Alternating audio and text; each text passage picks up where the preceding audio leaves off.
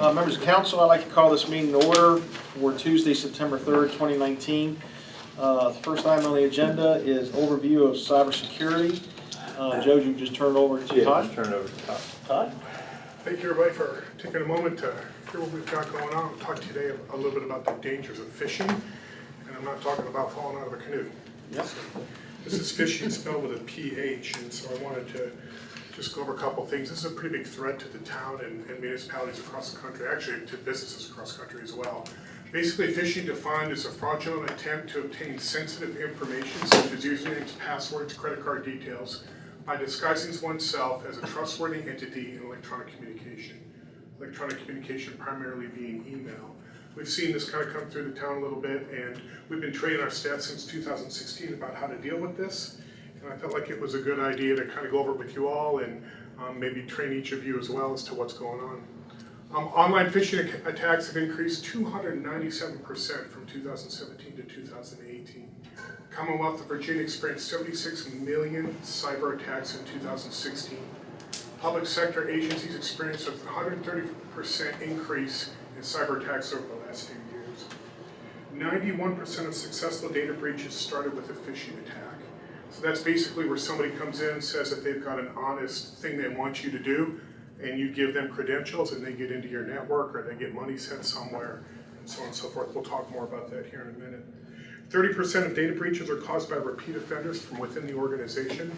It doesn't mean that somebody is maliciously doing something, it just means that they don't realize what they're doing and they keep making the same mistake.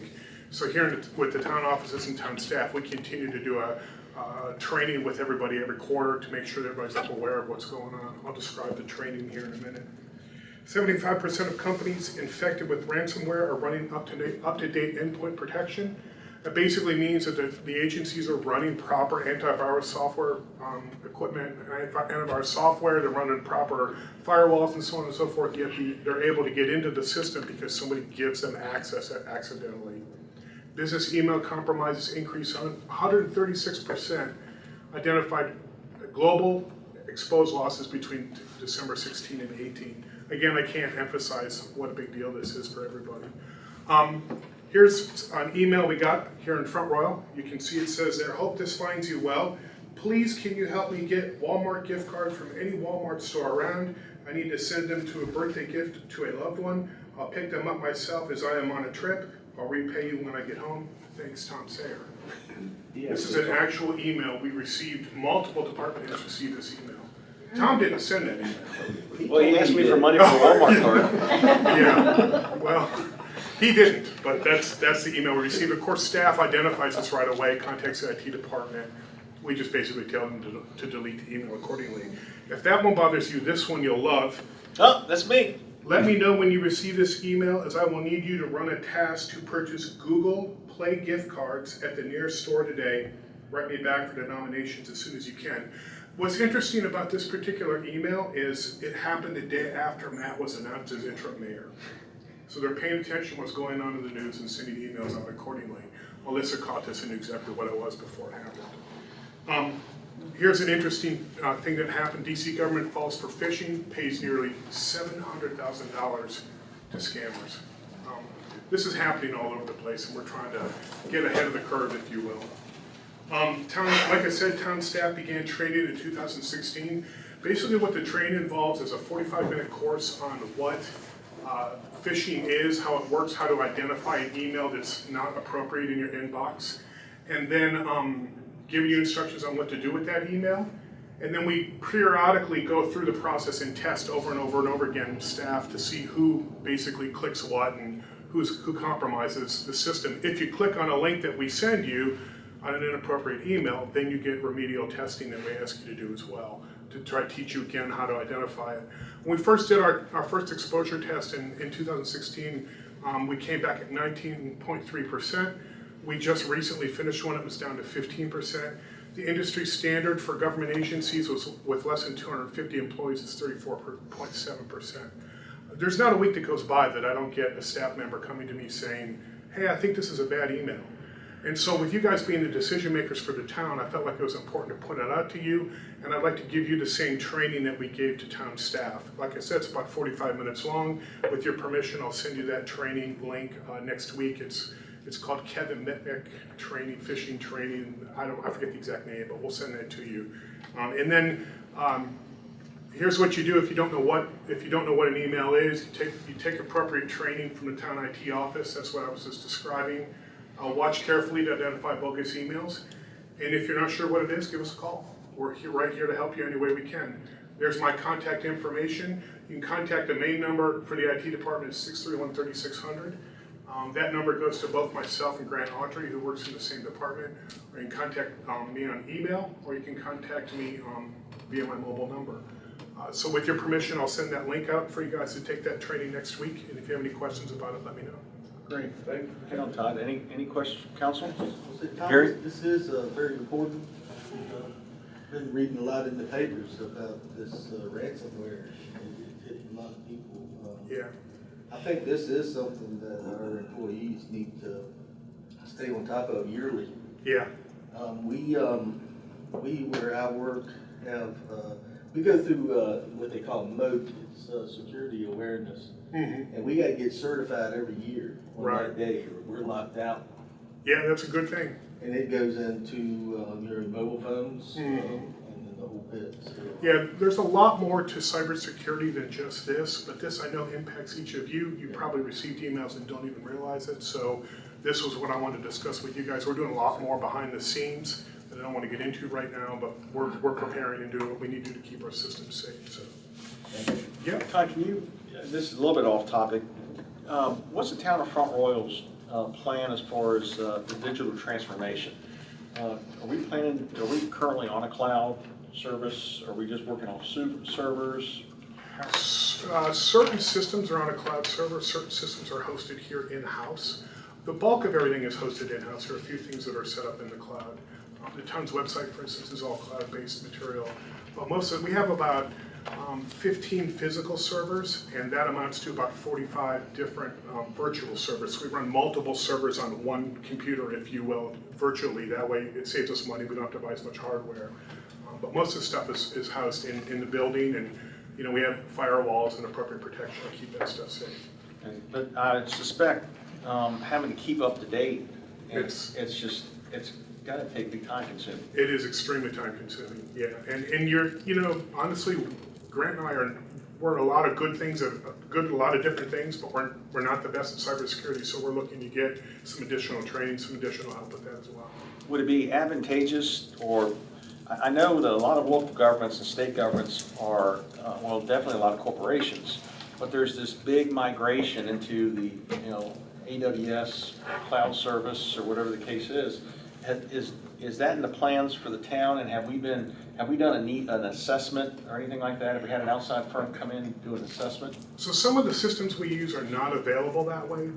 Some of them are. I was working with BJ today on moving one of our systems to a cloud-based platform, as a matter of fact. But like some of the stuff, like the body camera server that we use for the body camera footage and the footage for the police department, and even the main operating system for the police department, that can't be housed in the cloud. And it's a give and take. Sometimes that's a good thing, sometimes that's not a good thing. It depends on the application and how it works and how you use it. So. Yeah, good. Yeah. Thanks, Todd. Anything else from council? Okay. Good. Thank you, Todd. Yep, thank you all. Okay, next on the agenda, potential left turn lane on John Marshall Highway at Walker Avenue. While Robert's getting set up, this was a council direction to look at a possible turn lane on John Marshall by Walker. And staff's done their evaluation and got somewhat of a cost estimate of what that will take. And Robert's going to go through it, but basically at the end we want to know how you want to proceed. If you want to put it on projects for future budget years or what.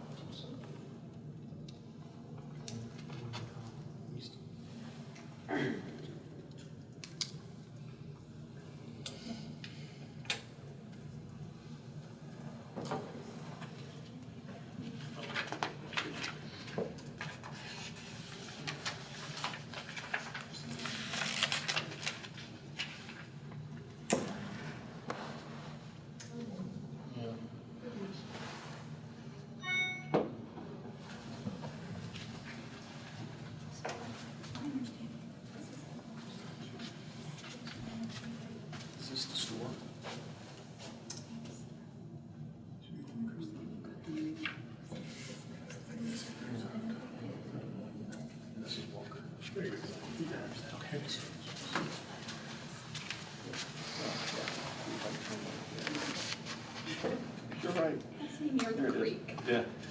Yes, that's what I saw.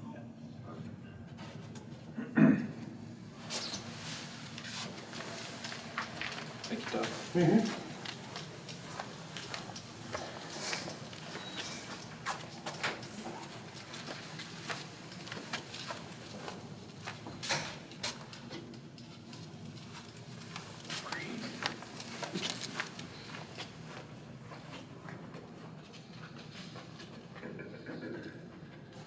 Evening, everyone. Good evening.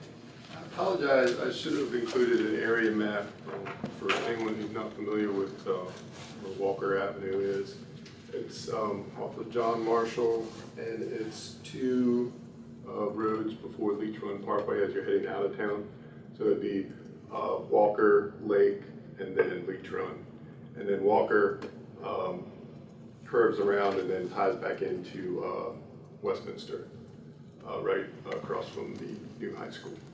So just to give you an idea of where it is and what kind of traffic it would be carrying. So this is, we were looking at the feasibility of it adding a left turn lane.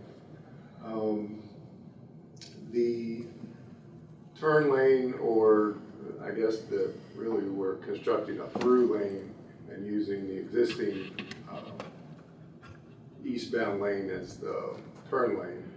So the pavement markings and measurements up there, those are VDOT minimums. And we've got a 100-foot stacking lane shown there, and that would be the minimum. And this is based on the road designation and the speed limit. So we could go with a longer stacking lane if it was needed, but we can't go any less than that. So, like I said, we are basically we would be constructing a through lane to the south, and the main issue that we would have is there's the culvert. You can see it over on the right-hand side, the wing walls are kind of outlined in yellow there. And so that bank is very steep, so any widening that we do there at all, we would have to extend that culvert to the south more, which would involve new wing walls and a lot of fill as well. So this is with the property lines included. So you can see we have plenty of right-of-way to work with in there. That's not an issue at all. Even with the added lane, we're nowhere close to reaching the property line. So we're good there. And as I said, we're actually we're tapering in and we're not extending very much there at the culvert, but any extension at all, we would have to, or any extra pavement there, we would have to extend that culvert. Here's a picture of the culvert. You can see how steep that bank is from the edge of the shoulder down to the culvert. So we have no room to work with there. There is a little bit of infrastructure that would have to be relocated. That's just a water line blow off that's coming in from the right there. That's not a big issue. That can be easily rerouted. And the sewer line that's going through the culvert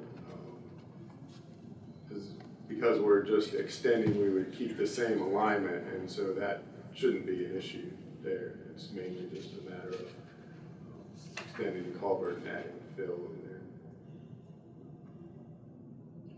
So this is the cost estimate for it, based on VDOT's cost estimating system. You can see there's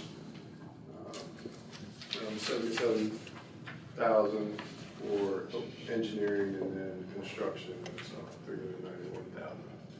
So total of 468,000. $77,000 for engineering. Wow. You're gonna be getting What's it? There's numbers up there. I'm looking at it. I'm looking here, I'm looking up there. Worst case. And, you know, this is, you know, very preliminary. It's also, there's a lot of unknowns too, once we get into the design. You know, how much is that culvert and fill actually gonna cost us? But this is the best that we can come up with at this point, based on the data that we have. So the question that we have is whether there's even an appetite to pursue this at this point, and if so, how aggressively we want to pursue it. We can take small steps and try to nail down this price better, or find cost savings, or we can just table it.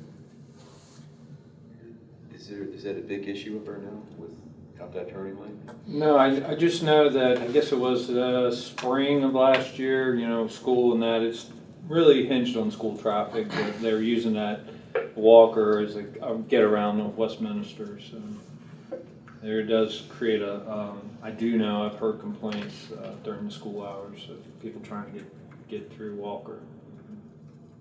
What you're actually doing, bring up the picture of the property. No, there you are. What's actually happening there, I was the one that brought it up. It's usually at the start of school and end of school. There's a school up there. It's almost as bad as the high school on the other end. Now what people are doing, where you have the white lines marked, that's what they're using to get around the cars. That is our property. Now, when I look at that, I don't see the problem. Why? Because really what you're doing, when those cars are backed up to make a left-hand turn, you're actually going around them. And I think, somebody you might clarify it for me, but isn't that illegal to do that? It's not a marked lane. It is illegal to cross the way. And what I was asking for was what you got right there in the white lines. I want a legal lane through there, so when those people do exit around cars turning left, they can proceed on the Leach Run or on to Linden and do it legally. The problem is you got a parking lot there for that hotel, old hotel.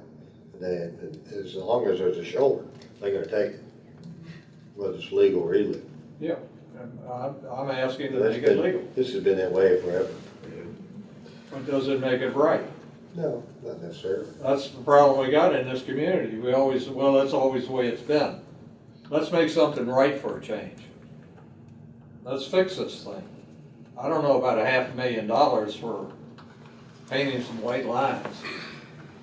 Why do you have to take it all the way to the culvert? Because those are VDOT papers More than required. Because you're changing the flow of traffic, they have to, you know, come to the south, straighten out, and then taper back in. They're doing it every day now. Without any lines or anything, they're doing it. Well, you can do it, VDOT. I mean, we don't necessarily have to follow VDOT standards. I can't see $500,000. You could go out there and do a backhoe, somebody knew how to do construction, build without any plans. Just go out there with a bucket of paint a new line. You know? I'm I asking the don't question. see a big deal in engineering. You ought to be able to do the engineering if you've got a PE license, don't you? You know, we already got an engineer on staff, why would we want to hire it out? If we got one on staff to start with. If we're gonna do it, then let's do it in-house. Yeah, we could do the engineering in-house, we would still have to contract out for the survey Oh, I'm not saying that. and any testing. But even then though, this is not a big deal. I mean, you go out there, you widen it out, you take a backer out there, the biggest thing you got is the safety of automobiles passing through when you're working. You get a good person who does construction, he can go out there by himself with a buckle and 3 or 4 trucks and build it within 30 days. We did it when I was here, we did it in-house. Why can't we do this in-house then? I don't know, we could, I think. If we got a man that knows how to build.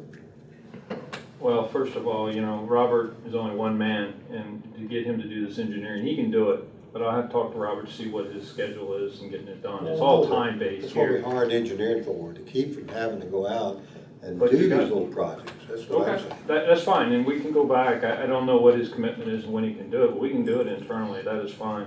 But I would have to say, staff has to recommend these specs by VDOT standards. Otherwise, we do something different than what VDOT standard, first accident, we're gonna be liable.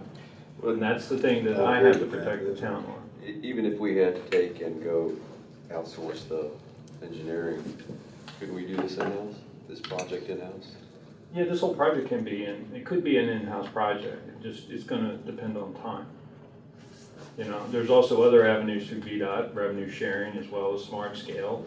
You know, you will kick the can down the road for a couple of years, but it can be addressed. There is funding, there is avenues for funding for this project, at least 50/50.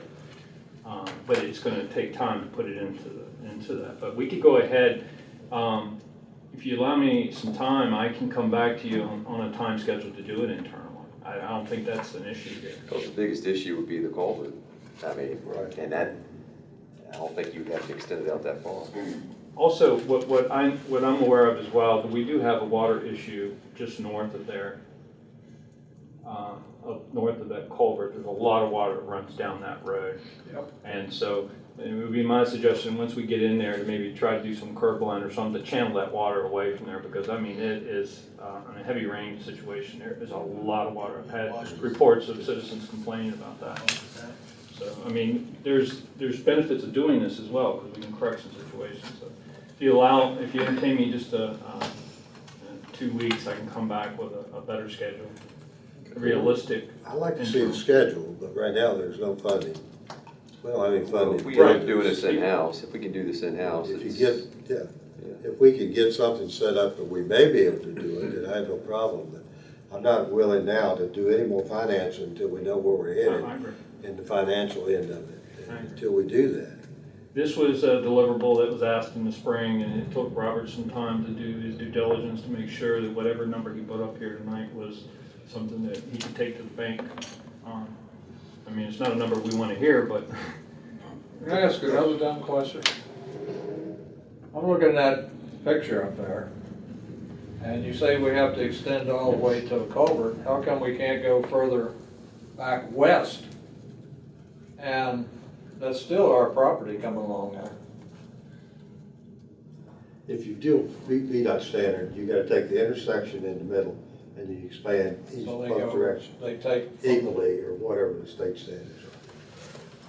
Because you'd still have the cars, the left turn lane would still stop at the intersection, so you still have to get around those cars, and then that's when you begin to taper back. Once you get past the left turn lane, you can't taper. If you move the left turn lane back, then they'll be not aligned with the intersection, and so the whole reason for the taper is to get around the left turn lane. But you're saying, you know, we have a number of 468,000. If you read in the parentheses, it says excluding bridge estimate, which is the box culvert you referred to there. No, that's actual bridge structure, there is no. What it says here, excluding, it doesn't say including. Right, if, I have the whole thing, the box culvert is listed under, there's a separate line for large drainage structures that doesn't show up on the summary sheet. But there's So culvert's included. the culvert is included. All right. Well, it's not a bad idea, because that water flooding was also the issue in the spring. You know, eventually you're gonna have to do something with that anyway. Maybe now's the time to start looking at it, get it resolved. I think correct me if I'm wrong, Joe, I think what you're looking for is direction. I'm And I think the sense of the council is we want to do as much of this in-house, and we'd like to see what time frame and cost is going to be to do it all, do as much as we can in-house. Okay. And then will you be able to get something by the next work session, 2 weeks, or you want 4? Give me 4. Okay. He's got so much on his plate now with these things we did the other week, but. This is exactly what we needed. We needed to hear feedback from council. There's definitely, from what I can gather, a desire to move forward, but possibly do it in-house to curb costs, and I fully agree with that. So just allow staff some time. We'll put together an idea of what to look at. Yeah, my only input would be, this is a major artery. This is not a side street or anything, and it's gonna have to be done I agree that right. there is also consideration to look at the future of that road all the way into town from Beachfront Parkway. Not to add to it, but we've had requests for sidewalks from this point to Westminster Yeah. because there is that gap there. Yeah. So there's a lot of things that I think we need to really consider that road there as future improvements. And, it's the interest to our community. Exactly. And so I think there'd be some merit to doing some proper planning in that whole area, maybe make it a complete. I agree. I've had constituents call me that say they would even contribute to where that culvert is to put some kind of passable bridge across for a walkway. Because most people walk on that side of the road, the opposite side from where you're drawing.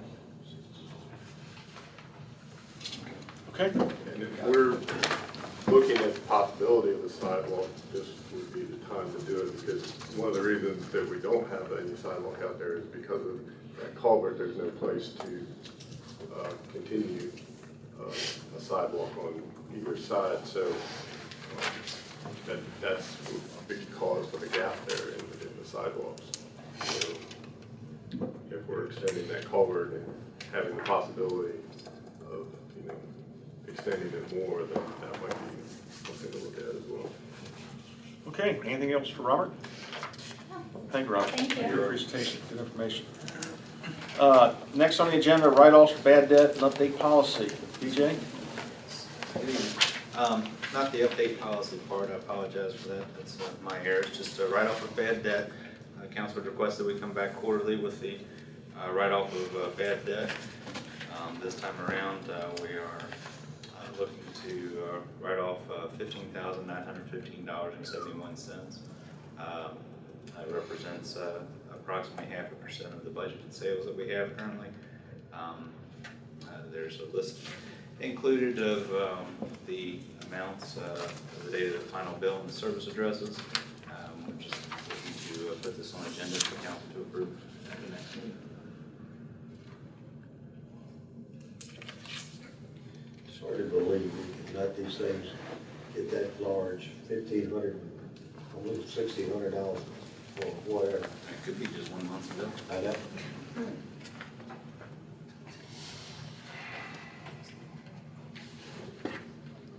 Mr. Mayor, I agree to put it on the agenda. I think we have to, yeah. Everyone agree to that? Yep, sounds good. Okay. Thank you, BJ. That's the proper way to do it. Yeah.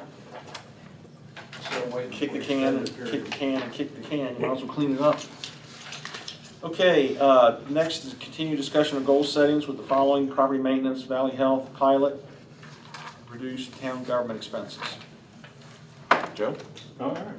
You ready?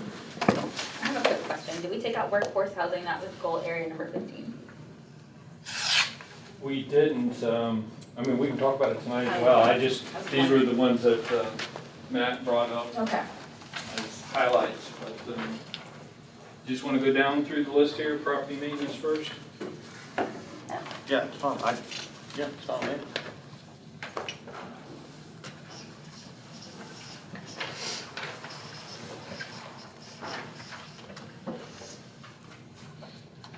All right, same rules apply as last time. Where'd Gary go? All right, property maintenance. As you all know, we adopted the policy or adopted the code maybe a year ago. We've got some money encumbered.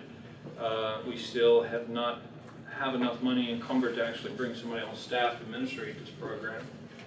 So basically, really, at this point, staff is looking for council direction on how to move forward with property maintenance code. Have you been able to get in touch with the board of supervisors regarding the county actually handling the inspections? Did we ever get anywhere with that? Have you heard anything about that, Jeremy? I'm gonna put you on the spot, where the zoning, was it the Board of Zoning Appeals that was gonna? We had spoken to the county about potentially sharing a Board of Zoning Appeals, Right. but they weren't interested in doing the inspections. They were willing to consider doing a shared Board of Building Appeals, which is something we would need if we establish our own program. They have no desire for actually being engaged in the inspection process. Can someone help me, what's the, can we start with what the objective? My understanding from the beginning was, we looked at property maintenance and real inspection code. We took a step back and just adopted the property maintenance code.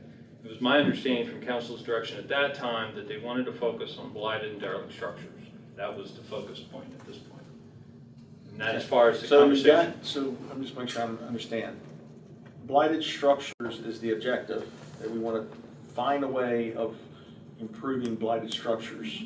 And we backed into a property maintenance code in order to fix blighted structures. I think it gave us the power to address that. I mean, we went to the legislature to get that changed. Gene can elaborate more on that, but did get that same power that a city has. But we haven't exercised that yet. Mr. Mayor, I mean, right now, we're kicking the can down the road, as you said, all together. I'd like to see us take the number of dilapidated houses that are not occupied. And we have a list of them, I believe, Jeremy, don't we? Yes, sir.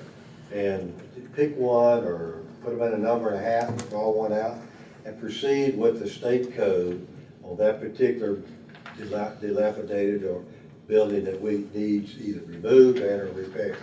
And start from that and see how it goes before we go into this big thing of property maintenance, whatever. That's what I'd like to see us start with.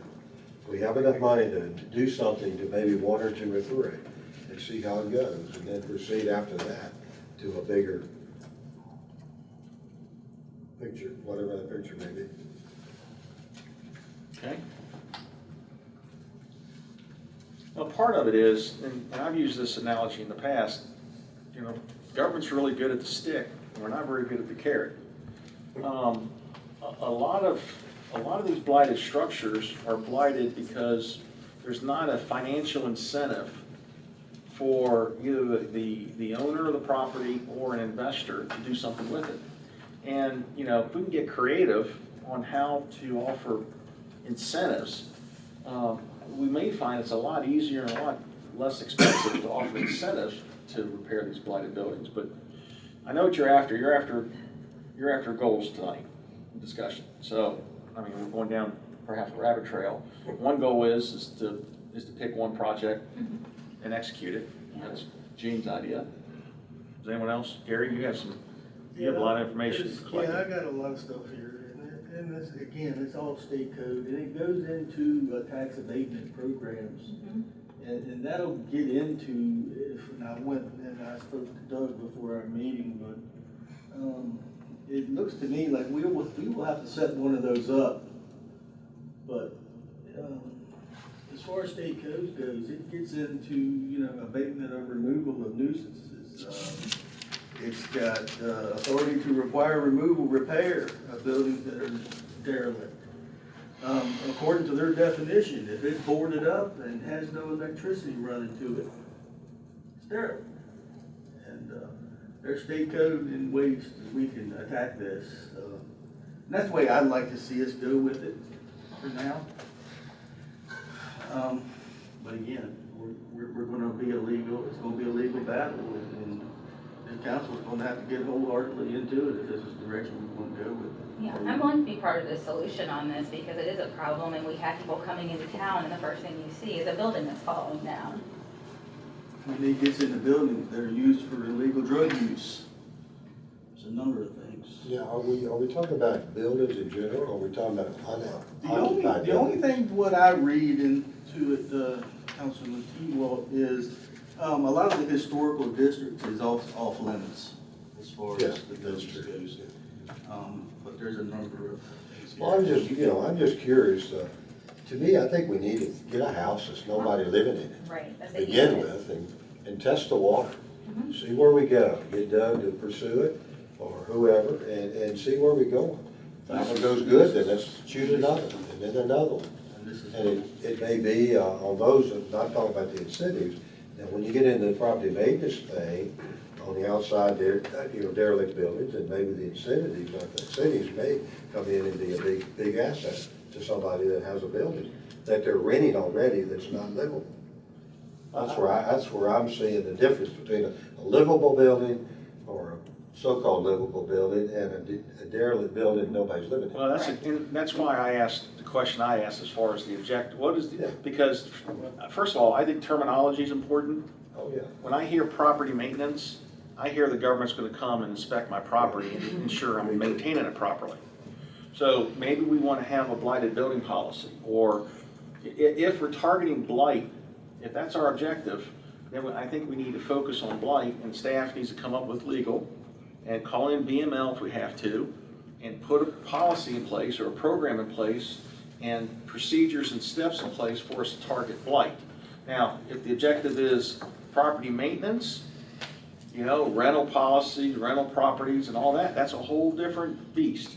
I think for us to do something with blight, which I think is what council's intent is, and I know the community wants these boarded up buildings to find creative solutions. We want that, and we also do want eventually to get to a position where we can take care of some of those rental properties that are, I don't have words for them, they're not really the best situations. So we can get rid of some of that too, because that's also where you're gonna see, like, the illegal drug use and stuff is, the ratty apartments that all work down. Well, the point was, starting here, instead of taking the whole enchilada, take a small piece of it Right, and work it. yeah, the low hanging fruit is blighted So buildings. that was why we chose to go this way. All right, So I had another eye opener. My son is living in Colorado. He came back after about 10 years away from Front Royal. He said, "Dad, what is going on in Front Royal?" He said, "The buildings are all run down." He hadn't seen Front Royal in 10 years. And that was an eye opener to me. So are we talking about like developing a policy/procedure on addressing blighted buildings in town? Is that what Yes. we're really talking I about? think that's Let's the start there, yes, that's primary objective. definitely it.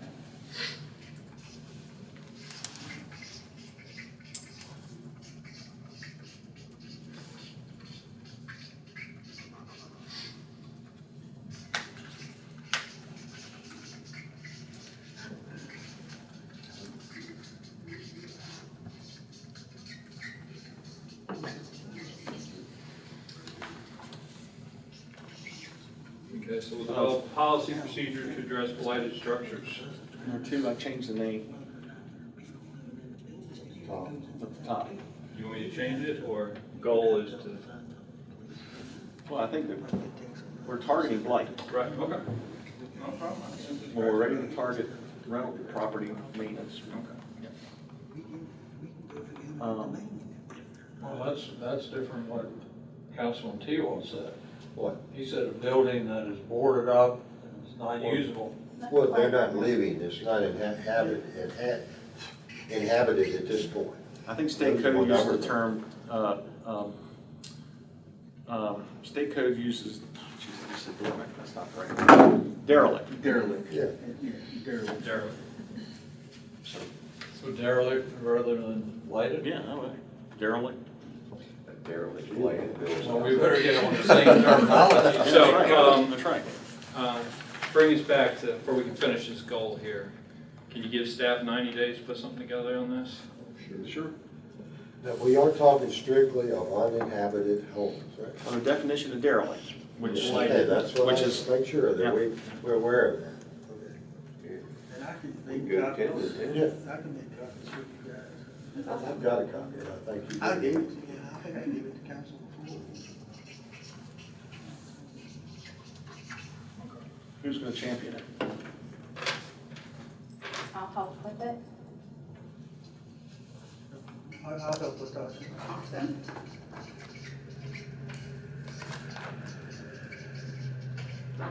Okay, good discussion.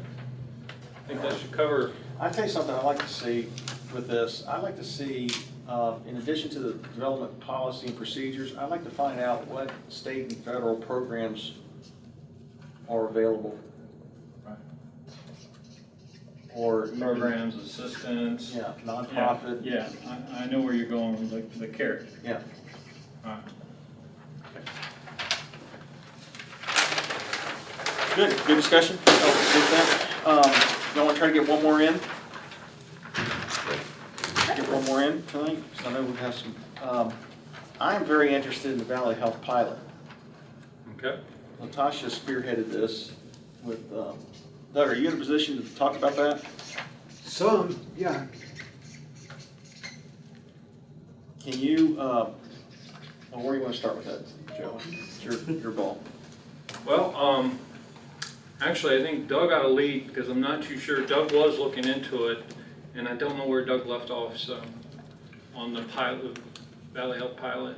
Yeah, what I'm really waiting on more than anything else is to see exactly what Warren Memorial Hospital will be doing once they switch over to their new location and get up and running. Because my understanding from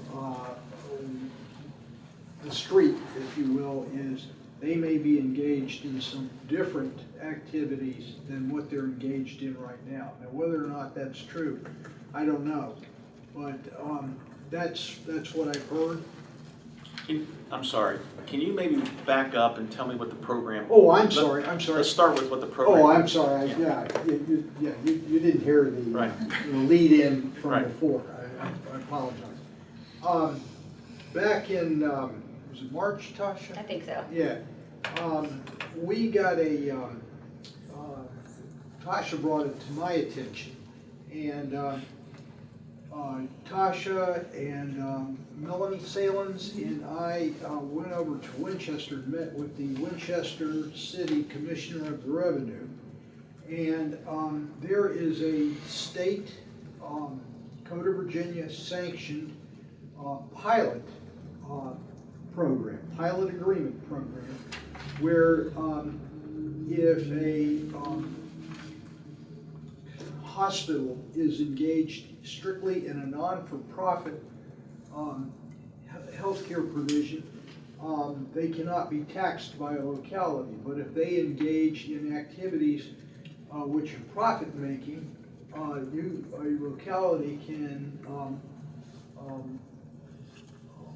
get revenues from that health system, which are payments in lieu of taxes, pilot.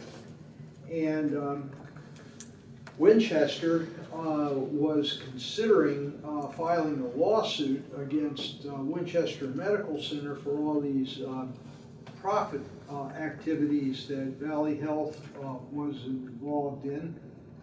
And long story short, Winchester and Winchester Medical Center entered into an agreement, a pilot agreement, where Winchester Medical Center pays Winchester $750,000 a year pursuant to the pilot agreement. And that is because Winchester Medical Center is engaged in fitness centers and child care centers and some other activities which are not strictly hospital services within the definition of the state code. And so if Warren Memorial Hospital becomes engaged in the same sorts of things, we as a town may very well be able to enter into the same sorts of things. I have been in contact with the Winchester Commissioner of the Road, her name's Ann Burkholder, to get some detailed information so that when we see exactly what the new hospital here is indeed engaged in, we will be in a position to hopefully do the same thing. What the Commissioner of the Revenue told us is we will have to be prepared to go all out because all of the healthcare facilities in the state sort of band together, and they will pull out all of the stops to make it Yeah. difficult. Yeah, sure. So I don't want to try to pull the trigger prematurely until we're absolutely certain we know what we're doing. Can I ask that? Sure. All right, and then, so, let's say our taxes are 3% and they're not gonna pay taxes because they're labeled as a nonprofit. So the pilot program, they could instead reinvest 1.5% back to us, for instance. They can also take that 1.5% and they can divide that if they want to. Like, we're gonna build a community center. So, and then get proof that they spent the cash on it, and then they would give us the other half that way. So there's a number of ways it can be done, but the idea is to put money back into the community because they're making so much money. And you can also get money on the equipment they have inside, the MRIs, all those things too. Okay. I have one question, Doug. Does this cover the whole gamut of healthcare, such as Valley Health opened this doctor's office and this one over here, and this one over here, Lynn Care? What are all of these part of this progress as far as, can we do the pilot on the Lynn Care and doctor's offices, or is that still considered part of the medical? That's part of what we want to figure out, because see, the state code can change at any time, so you don't want to try to bring this thing to a head prematurely, because they have a great deal of influence with the General Assembly. So you want to get it in place to see Warren Memorial Hospital get in place before we actually try to pull the trigger on this thing. That's my view. Sure. How much of our strategy as it relates to the potential pilot, how much of that should be done in open session as opposed to closed? I think most of it should probably be enclosed. In fact, Doug, you're basically saying we should wait until after the hospital opens up before we get down to brass tacks? Is that kind At of least what you're- further down the road. Okay, further down the road, okay. So, okay, I'll kick it off. I think the first thing we need is to identify, we need to define and quantify. I think we need to define what the state law is and define the actual activities that are being conducted in, I guess it's only the town limits, right? Yes, as far as we're concerned, Okay. yes. So then, I think we need to be as accurate as we can on that, and then we need to quantify it from a financial perspective of what are they actually how much are they spending on as it relates to that function or that aspect.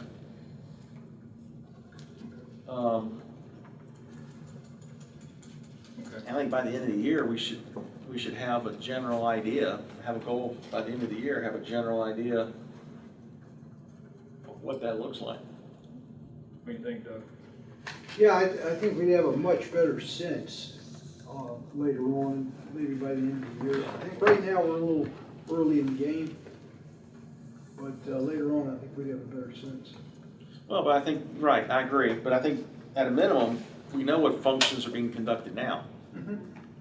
Right, and just whatever added functions are, but I think figuring out the process of how you're going to research that and how you're going to quantify it, and maybe even check with VML and see if they have anyone that has done this at their level. Okay.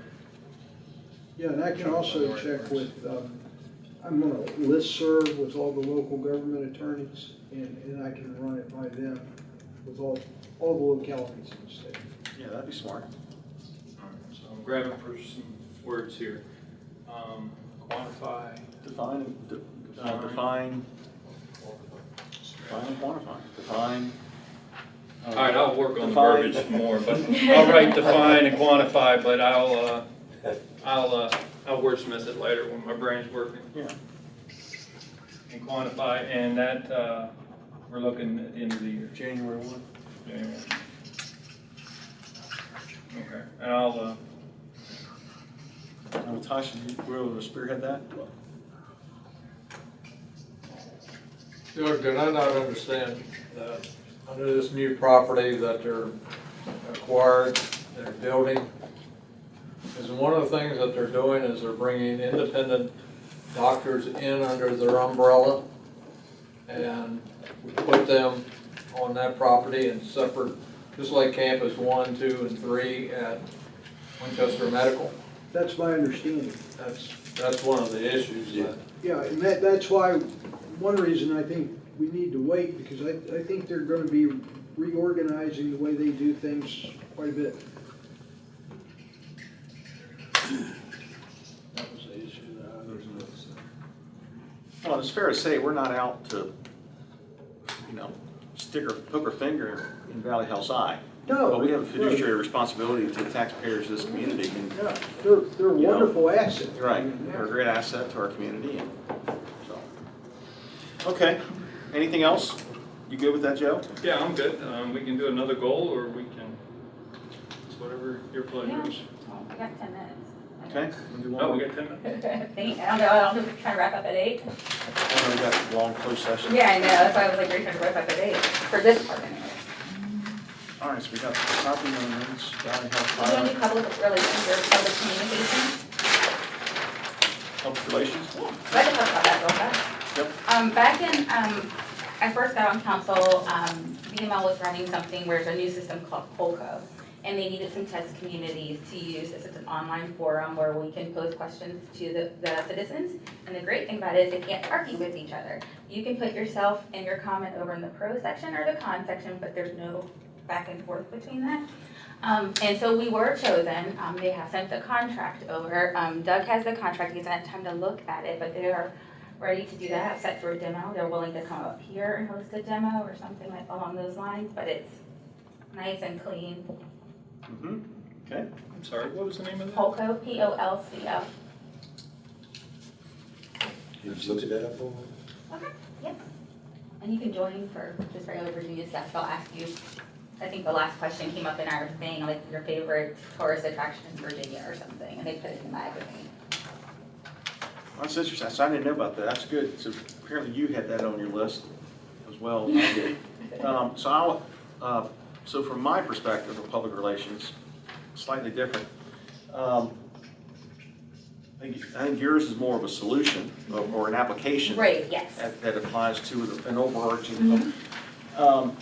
If I think that, and of course I'm the newcomer to council and first one out of council here pretty soon. The one thing I think the council perhaps does the worst in is it has to be public relations. I just don't think we do public relations well at all. I think it's fragmented. You have the town police doing their thing, and they do a very good job at what they do. We have a little bit of council, public relations, and Facebook, but there's not a real concerted. There's not a concerted effort. There's not a whoever's administering that isn't. We're not given the messaging tools. Social media, Twitter. I mean, heck. I mean, I don't get on there and respond. Latasha, I saw you responded. I commented, sent you a text and said thanks for responding because you did a great job, and it diffused the argument because people had misinformation. So, from my perspective, I don't know. I'm absolutely not interested in having another town department called the Public Relations Department or Communications Department.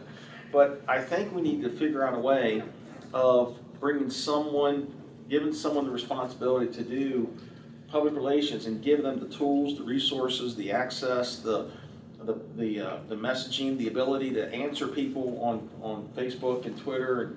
And, Jennifer does a good job. Connie, I think Connie down in planning has gone, but I just don't see a real, I think in Warren County in general and in Front Royal, I think that's the one area, communications to the public, that we're just not doing a good job with. That's my opinion. So. I will agree with you on that. I believe that we are losing the fight Yeah. in the social media arena. We're not getting the information out there, the correct information. But it's gonna take one person to be the key point, to stay on top. And it's gonna, I believe that, you know, a lot of communities that are bigger than us do have that public information office. But I do believe we're at the cusp that we're gonna have to dedicate somebody to be our lead point, so that we can stay ahead of the curve as fast as social media is, to get the correct information out and just bump the thoughts. Isn't that one of the goals then? Establish someone as a point?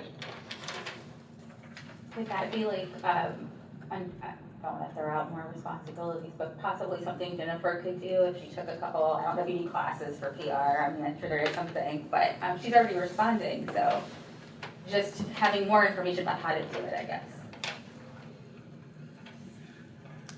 But Matt's right, we're fragmented, we're not speaking with one voice, and we Right. need to speak with one voice, particularly in these times, so I think it's critical. A good example was the last meeting, maybe not the last meeting, but where we had the code changes as related to delinquent. And delinquent accounts, right?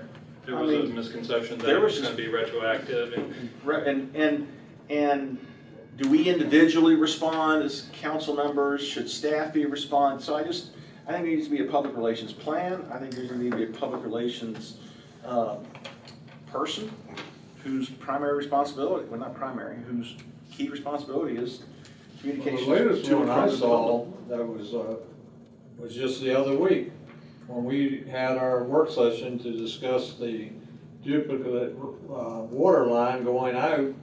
Yeah, that's another one. Immediately, what hit social media was, oh, they're gonna go ahead and put water out to the corridor. Not understanding that we've been talking about a duplicate line out there for at least 2.5 years that I know of. so we identified the problem. I guess we've got to first develop how we want to address this. Correct. So we want to develop a public relations, or I want to call it Strategy. Yeah. I don't want anybody to take away my Facebook posting. I like communicating with everybody, and it works out pretty okay, because people like to hear from the people who are actually in the meetings, and not just a person behind a desk somewhere who didn't participate in the actual discussion and things like that. I get a lot of compliments for being on social media, Yeah. and for answering the questions, just from the general citizenry. Yeah, I can see that. So we're going to develop PR strategy. a PR strategy. Yeah. Simple.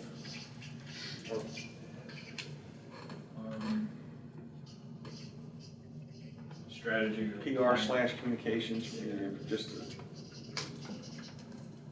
Plan or strategy, doesn't really matter.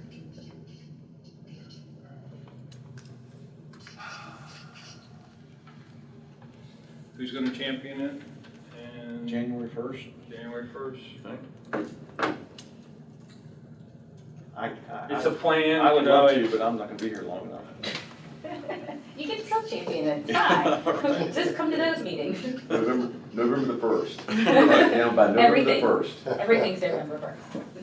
We're joking. Okay. I wasn't. Who's gonna champion?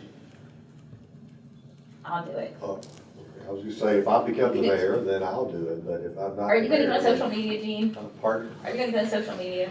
I may. We have to take baby steps, you gotta get on social media first. You can. His face red. I'm sorry. This is a good first step, in my opinion. This is a really good step. I don't think, the worst thing we can do is do a knee-jerk reaction. We really gotta think this out right. Because if you're gonna speak with one voice, you gotta be prepared to do I that. think you're gonna put all of our names down on this one. Yeah. To be honest with you, we all might be able to add insight into it. And I'll Just the be council. down to November. I'll work with Latasha and you.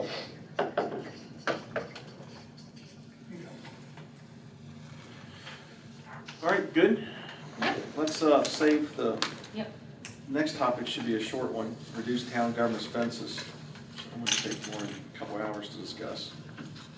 Next meeting. Got more money than that. Right. Like, that's gonna be a line by line kind of situation, isn't it? All right, so we have, next item, so Joe, we'll stop there. We'll take use county government next meeting. Open discussions, anything council needs to discuss?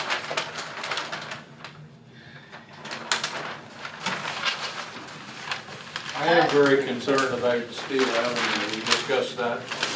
And a lady by the name of Nickens came to town council the other week. And when I looked at up there on the property that we're talking about releasing, there's an open field, and Mrs. Nickens had a very good point. There is no turnaround point up there. I personally, several of us had to back up around the telephone poles to get turned around when we inspected that property up there. So we need to take a stronger look at that whole situation. I know we're looking at storm sewers up there before we do any paving, but this is something else we ought to take a strong look at, since we're looking at that whole piece of property now and making improvements up there. So the infrastructure needs a strong look. I'd like to bring that up tonight. Because we gotta make that decision, what, next week? Next week, yeah, we are, right now, we're scheduled to go out for bid to replace all the water main lines up along Scott, Steel, and Highview. With that, we're also, Robert's been investigating additional storm sewer inlets that would be required due to the storm runoff down there that was a concern of the citizens, so we're looking at that as well. Water lines probably won't go into installation probably till November, which probably will push the paving till next spring. That'll give us time to do everything, as well as any additional storm sewer inlets, and also take a look at potential curb and gutter up along there as well. Chris, have you thought about how to address the turnaround situation with the, like, I I don't know. haven't even, right now, the only thing I was just trying to do was vacate the property, Right. make the purchase, and then come back later on when I, See, I wouldn't Right. do any building. I So was not that's, referring to the builder to. I mean. Well, I mean, yeah, that's the yeah, person This is who's thinking this is about an it, right? infrastructure problem within the town, Right, and has been for years. yeah, there's no turnaround spot And there. nobody's ever, it's kind of like, okay, we just go do it. It's like the one that we just saw, that roadway. It's like, okay, it's there. We've been doing it for years. They've been doing it up there for years. Those streets are in bad shape. And now's the time to take a strong look at the whole situation. I wasn't referring to the builder, Right. because that runoff is going to go down that field, and then it's going to create another issue, and it's going to come back on the town. So I'm saying we need to take a look at it now. And it's not always the builder. We've got to figure out within our town budget how we handle a lot of these infrastructure problems. Whether it's curb and gutter and sidewalk or whatever, we just don't say the builder does it everything. The town has some responsibility where these old pieces of property have just been piecemealed in rather than a plan put in place. That's what I'm trying to get at. Okay, all right, so you got that, Joe? Yes, Gene? Joe, is there any money out there again on revenue sharing for curb and gutter and issues like that? We can take a did the look. one out at the sidewalks. Right, it's like anything, some of the projects that we're gonna be talking to council the next couple of weeks on revenue sharing, you just gotta put the projects in, just like we put the lighting project on North Shenandoah, due to the pedestrian incident. And we actually got approval as long as we commit 50% of it, so there are other avenues that way, but we can look at some What about other, some grants? Is there any grants out there? we can look into them, I don't know, I can't really. No, we don't have a grant writer, but we. No, we look but, into somebody. Right. We can look into that, Gene. I'll look into it and see what I can find for types of grants for, Good. Okay, any other discussion, Gary? Joe, Jeremy, at some point here within the next couple of weeks, could y'all bring a report to council about the community development block grant? Yeah, we can provide an update. We've hit a few obstacles with the RFP for the facade, but we are making some headway there. But yeah, we can come back to a work session in the next couple weeks. We're running out of time. Unfortunately, it looks like we may have to request an extension maybe, but we'll see. the hardest part is getting the contractors to the table. And that's one of the issues that we're running into, is it's just a tight labor market. The projects are small. They're federally funded, so it requires a tremendous amount of paperwork, which deters some of the smaller contractors. So we're trying to address those issues and trying to, try to remove as many obstacles as we can, because at the end of the day, more bidders results in a better price for the citizens as well. Because the thing to remember is that in the facade program, the owners are putting up, they're matching funds up to like 20,000 or some to that effect. So they got skin in this game as well. So it's We had important. about 13 different people that were looking. Yeah, I'll put- They're we'll, not in yet, but Yeah, I'll provide an update in 2 weeks. thank you. Okay, any other discussion items? Okay, I entertain a motion to go into executive, closed session. Mr. Mayor, I move that town council convene and go into closed meeting for the following purposes. A, regarding the former Afton Inn property and former town hall property. The discussion or consideration of the investment of public funds where competition or bargaining is involved, where if made public initially, the financial interest of the town would be adversely affected pursuant to section 2.2-3711.A.6 of the Code of Virginia. Number 2, consultation with legal counsel employed or retained by town council regarding specific legal matters requiring the provisions of legal advice by such counsel pursuant to section 2.2-3711.A.8 of the Code of Virginia. Number 3, discussion of the award of a public contract involving the expenditure of public funds and discussion of the terms or scope of such contract where discussion in an open meeting would adversely affect the bargaining position or negotiating strategy of the town council pursuant to section 2.2-3711.A.29 of the Code of Virginia. B, discussion and consideration of performance, demotion, salaries, disciplining, or resignation of specific public officers, appointees, or employees of town council pursuant to section 2.2-3711.A.1 of the Code of Virginia. C, with respect to the town's lawsuit against the EDA and Jennifer McDonald, consultation with legal counsel and briefings by staff members or consultants pertaining to actual or probable litigation where such consultation or briefing in open meeting would adversely affect the negotiating or litigating posture of the public body, pursuant to section 2.2-3711.A.7 of the Code of Virginia. Thank you, Mr. Thank you, Mr. Gillespie. We have a motion that's been properly made by Mr. Gillespie, seconded by Mr. T-Walt. Any discussion? One item I wanted to discuss, it's my understanding Jay Meza wanted to participate in the executive session. So we were supposed to call in. Did I tell anybody that? Maybe not.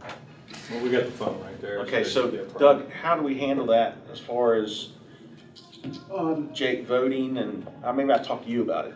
Or did I talk to you about it? You have to have town council vote to approve it. He's out for personal reasons, and I assume he's out of the meeting for personal Correct. reasons. And town council has to vote to allow him to attend remotely. Okay, so do we vote on the executive session first? Yes, and then you vote to allow him to attend remotely. Okay. Do I hear music? Yeah, that's for the executive session. Oh, okay. It's white noise. Okay. I thought I was starting to. Everybody say no. You don't. I don't hear anything. All right. That quick, Joe. All right, all those, need roll call? All those in favor signify by saying aye. Aye. Opposed? Motion carries. Now, Doug, would you suggest the wording of the motion? Move to allow Councilman Mezat to attend the closed meeting remotely on the ground that he cannot attend the closed meeting because of personal reasons. I entertain that as a motion. Second. Okay, so we have a motion that's been properly made by Mr. T-Walt, seconded by Ms. Thompson. Any discussion? All those in favor signify by saying aye. Aye. Opposed? Motion carries. Ladies and gentlemen, we're in executive session. Hopefully not more than 30 minutes.